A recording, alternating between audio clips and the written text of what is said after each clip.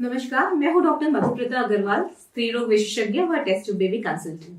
और आज की इस वीडियो में हम बात करने जा रहे हैं, क्या प्रेगनेंसी में व्हाइट डिस्चार्ज नॉर्मल है?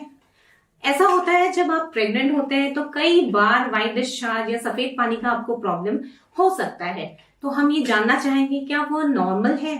तो प्रेगनेंसी में कॉमन है व्हाइट डिस्चार्ज होना, और ये काफी हद तक नॉर्मल भी हो सकता है क्योंकि सर्वाइकल सिक्रीशंस काफी होते हैं प्रेगनेंसी के दौरान।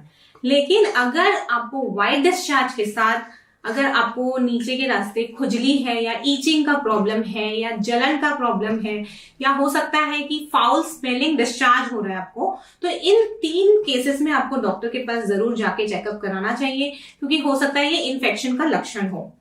अगर white discharge curdy white colour का है, यानी जैसे दही जैसे फटा हुआ होता है उस टाइप के कलर का आपको व्हाइट डिस्चार्ज हो रहा है, तो ये इंडिकेट करता है फंगल इन्फेक्शन।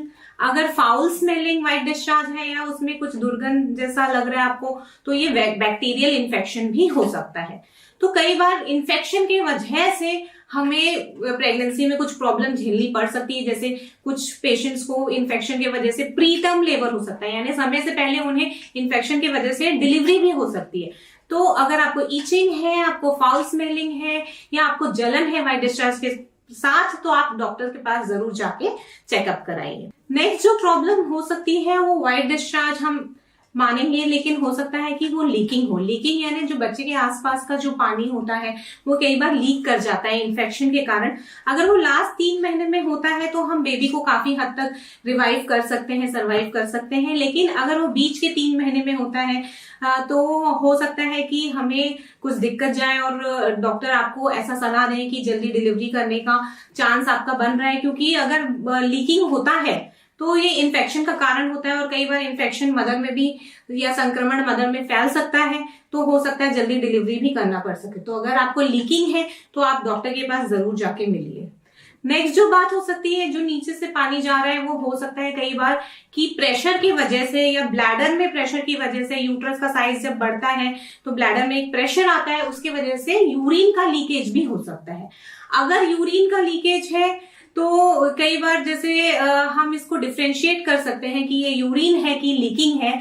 यूरिन होगा तो उसमें थोड़ा फाउल स्मेलिंग आपको आएगा, और जब आपका प्रेशर बढ़ेगा, जैसे आप कॉफ कर रहे हैं या आप छींक रहे हैं, उस समय लीकेज होता है। लेकिन अगर आपको लीकिंग का प्रॉब्लम हो रहा है, यानी बच्चे के आसपास का जो पानी है वो अगर लीक कर रहा है, तो वो होगा जैसे आप चल रहे हैं तो आपको कंटिन्यूअस लीकेज आएगा और वो फाउल स्मेलिंग नहीं होता। तो अगर आपको कंटिन्यू व्हाइट पानी जा रहा है या यूरिन के जैसा पानी जा रहा है तो हो सकता है वो लीकिंग हो, और अगर आपको फाउल स्मेलिंग जा रहा है विद प्रेशर तो यूरिन लीकेज होता है, जो कई बार प्रेगनेंसी के बाद ठीक भी हो जाता है।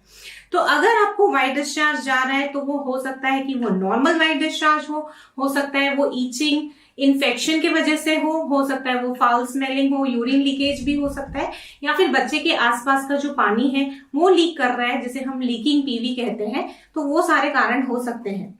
मैं आशा करती हूँ ये सारी जानकारी आपको महत्वपूर्ण होगी। थैंक यू, धन्यवाद।